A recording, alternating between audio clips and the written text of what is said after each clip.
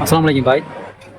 தொடர்ந்து வேலை பளு காரணமாக தான் பாய் இந்த காலை, மதியம், மாலை, இரவு இந்த 4 வேளையும் வந்து பார்த்திங்கன்னா பொட்டேட்டோ தொடர்ந்து சாப்பிட்லாங்களா?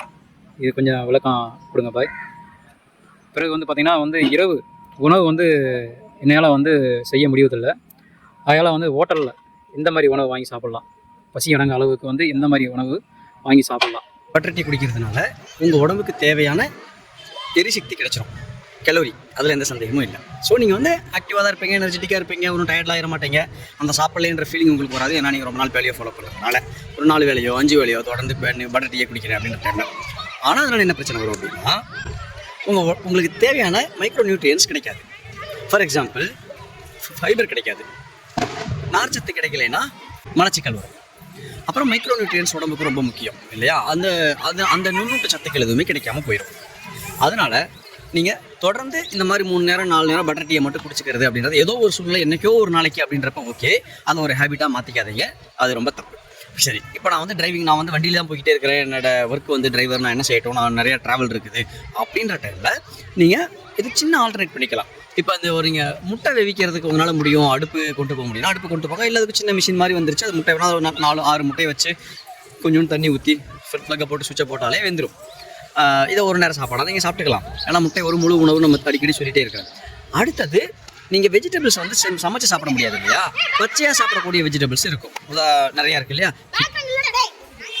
கேரட்டு, வெள்ளரிக்காய், இந்த மாதிரி பீட்ரூட் கூட சாப்பிட்லாம், தேங்காய், இது மாதிரி எதெல்லாம் பச்சையாக சாப்பிட முடியுமோ அந்த மாதிரியான காய்கறிகளை நீங்கள் வாங்கிக்கோங்க. கொய்யாக்காய் கண்டிப்பாக சாப்பிட்ருங்க. ஸோ நீங்கள் எங்கேயாவது போகிற வழியில் டக்குனு ஒரு காய்கறி கடையை பார்த்தீங்கன்னா நிறுத்தி இந்த ஐட்டம்லாம் வாங்கிக்கலாம். ஒரு தேங்காய் வாங்கிக்கலாம், கொய்யாக்காய் வாங்கிக்கலாம், கேரட் வாங்கிக்கலாம், பீட்ரூட் வாங்கிக்கலாம். ஒரு சில ஐட்டம் அதே போல் ஒரு சில ஐட்டம் கையில் வச்சுக்கலாம். இந்த வெஜிடபிள்ஸோட தோல் உரிக்கிறதுக்கு வச்சுருப்பாங்க இல்லையா, அது கையிலேயே நட்ஸு கையிலேயே வச்சுக்கலாம்.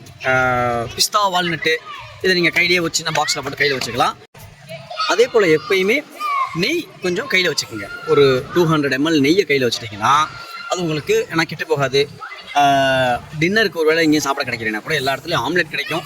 நம்ம நெய்யை கொடுத்து நீங்கள் ஆம்லெட் போட்டு தாராளமாக சாப்பிட்டுக்கலாம். இப்போ நீங்கள் மட்டும்தான், உங்கள் கூட இன்னொரு டிரைவரோ இல்லை கிளீனரோ இல்லை அப்படின்ற சூழ்நிலையில் நீங்கள் மட்டும் நான் தனியாக என் டைம் நான் மேனேஜ் பண்ணிக்க முடியும் எப்படி வேணாலும் அப்படின்னு நீங்கள் நினச்சிங்கன்னா பெஸ்ட் அப்ரோச் 2 நேரம் சாப்பாடாக மாற்றிக்கிங்க.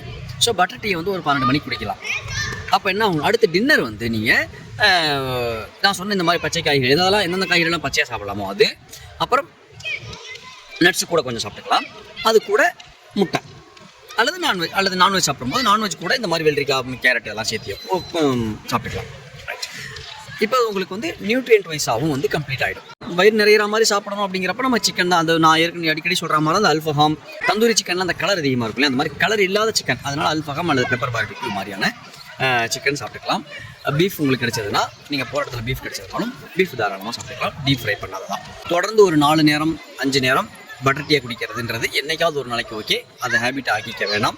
ஏன்னா திரும்பி ரிப்பீட் அதே தான், உங்களுக்கு கிடைக்க வேண்டிய நுண்ணூட்ட சத்துக்கள், மைக்ரோ நியூட்ரியன்ஸ் கிடைக்காம போயிடும். நன்றி.